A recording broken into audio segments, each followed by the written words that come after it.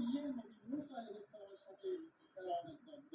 মূসা আলাইহিস সালামের দাবি ছিল লা ইলাহা ইল্লাল্লাহ, আল্লাহ ছাড়া কোনো মাবুদ নেই, মাবুদ একমাত্র আল্লাহ। সুতরাং ফেরাউন তার দাবিতে মিথ্যাবাদী। এই যে মূসা আলাইহিস সালামের সাথে ফেরাউনের দ্বন্দ্ব, সেই দ্বন্দ্বে ফেরাউন পেরে উঠতেছিল।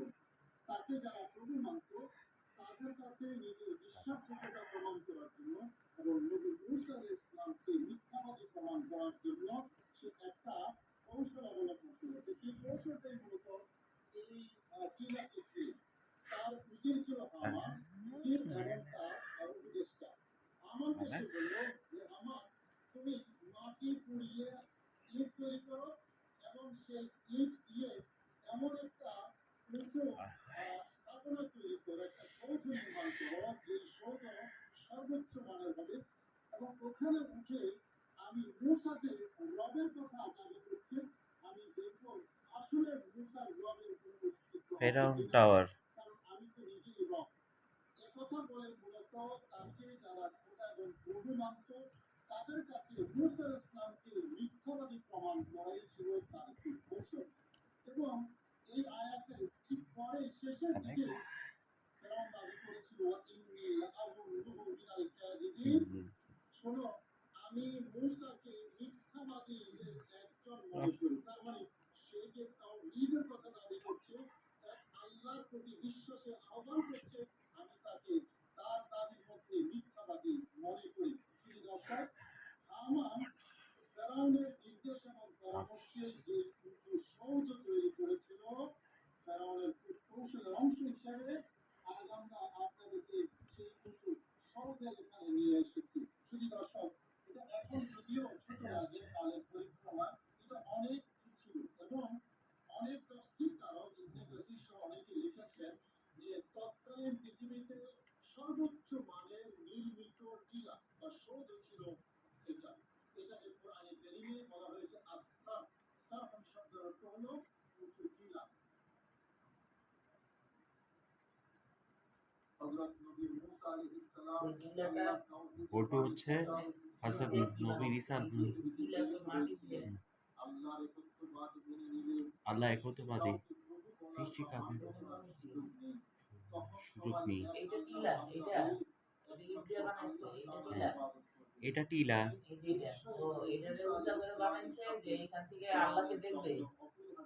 Yes.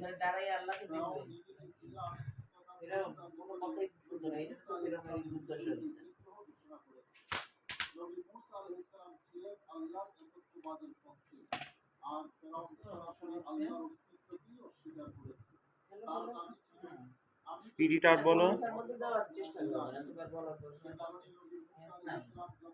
মশা খা এক খায় হারাম। তখন ফেরাউন বলল, রব্বুল আলামিন আমার কি?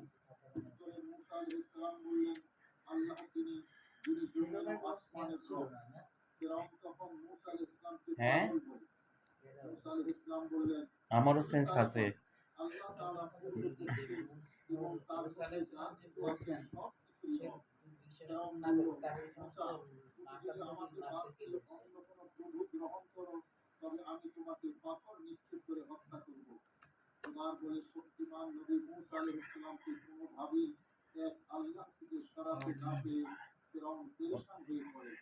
আর ওইদিকে লাঠি সহ নবী মূসা আলাইহিস সালামের মুজিজা দেখে ফেরাউনের প্রতি মানুষের অবিশ্বাস তৈরি হতে লাগলো। ৭০,০০০ জাদুকর নবী মূসা আলাইহিস সালামের কাছে পরাস্ত হয়ে এক আল্লাহর উপর ঈমান আনলো। ফেরাউন ভাবলো, এভাবে যদি চলতে থাকে শেষ পর্যন্ত আমাকে প্রভু মান্য করার আর কেউ থাকবে না। সবাই মূসার খোদাকেই প্রভু হিসেবে মান্য করবে। এমনই কিছু একটা করা দরকার যাতে মানুষ আমাকে প্রভু হিসেবে আস্থা ও বিশ্বাস ফিরে পায় এবং মূসাকে মিথ্যাবাদী মনে করে। তখনই ফেরাউন তার উজির হামানকে এই উঁচু সৌধ নির্মাণ করার নির্দেশ দিল এবং ঘোষণা করল, আমি এই উঁচু টাওয়ারে উঠে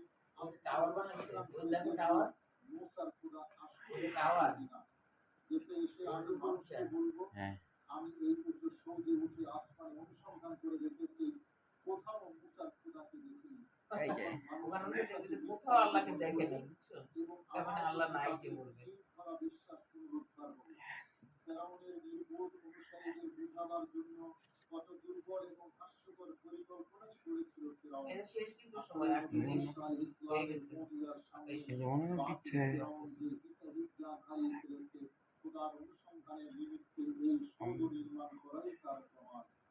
দর্শক, ফেরাউন তো ধ্বংস হয়েছে, কিন্তু তার ধ্বংসের স্মৃতিচিহ্নগুলো এখনো ক্ষুধার্তী শক্তির ধ্বংসের বার্তা বহন করে দাঁড়িয়ে আছে ইতিহাসের সামনে। এই স্থাপনাও তার একটি প্রমাণ।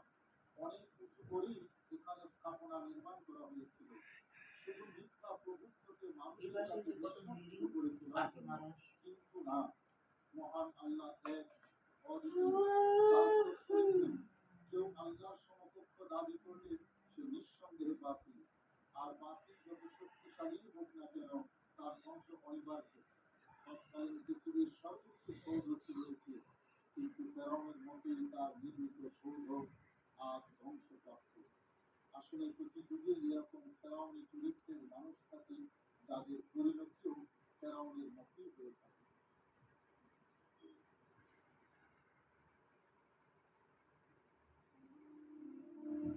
এখন এখন আদান করবে।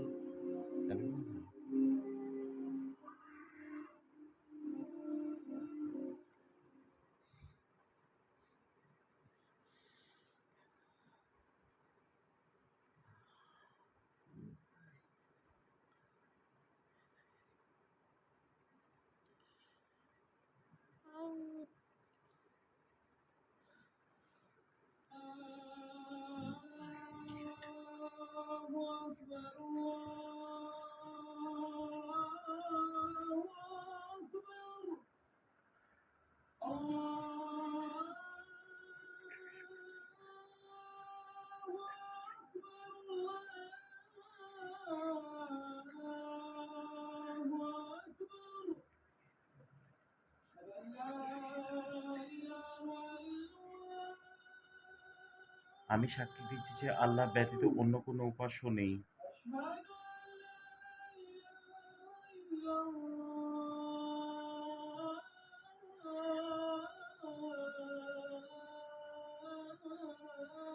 আমি সাক্ষী দিচ্ছি যে আল্লাহ ব্যতীত অন্য কোনো উপাস্য নেই।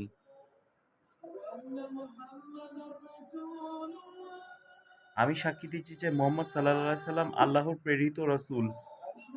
यही सच है ना?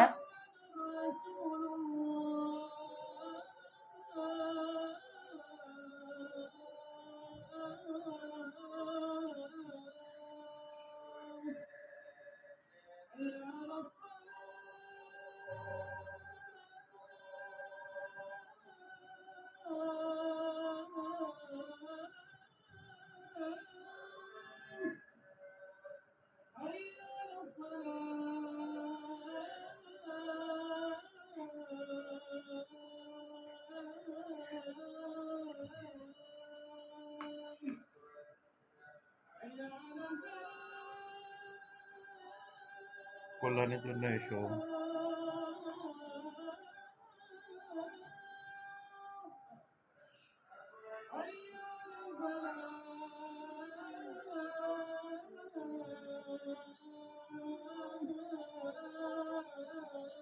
কল্যাণের জন্য এসো।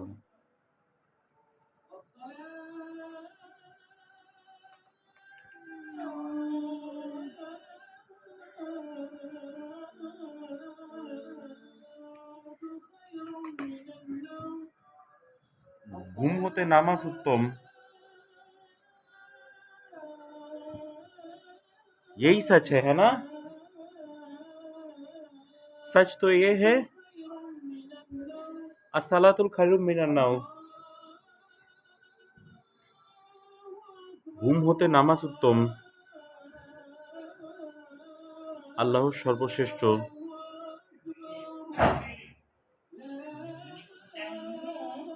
আল্লাহ ব্যতীত অন্য কোনো উপাস্য নেই। এটা মানে there is no god but Allah. ये तो आखिरी बात है।